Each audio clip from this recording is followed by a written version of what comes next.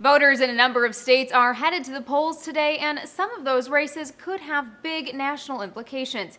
Here are three to watch. First to Virginia, where arguably the nation's most watched contest is playing out. Democrat Terry McAuliffe maintains a lead over the state's Republican Attorney General Ken Cuccinelli. Both men are seen as imperfect candidates. Critics have labeled McAuliffe, a former Clinton staffer, a political hack with a history of controversial business dealings. And the hardline positions of Tea Party-backed Cuccinelli have come under scrutiny as well. Critics have painted him as out of touch, especially when it comes to his views on birth control and his support for a sodomy ban. The race has gotten so nasty, several newspapers in the state declined to endorse either candidate. The stakes are high for another reason. Because Virginia is typically a swing state, both parties are closely watching in hopes of gaining clues on whether their strategies will work in 2014 and 2016. Now to New York City, where Bill de Blasio is on his way to a landslide victory.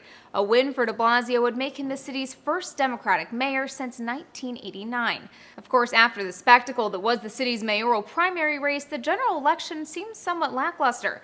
De Blasio leads the GOP nominee Joe Lhota by a whopping 41 points. The liberal de Blasio has promised to raise taxes on the wealthy and provide more services for the poor. In turn, Lhota has painted his rival as soft on crime, in part due to his opposition for the city's stop-and-frisk policy. And finally to New Jersey, where the Garden State's combative governor, Chris Christie, looks poised to win a second term. Polling showed him with a comfortable 20-point lead over Barbara Buono heading into Tuesday. And that's a big achievement for a Republican in a historically Democratic state like New Jersey.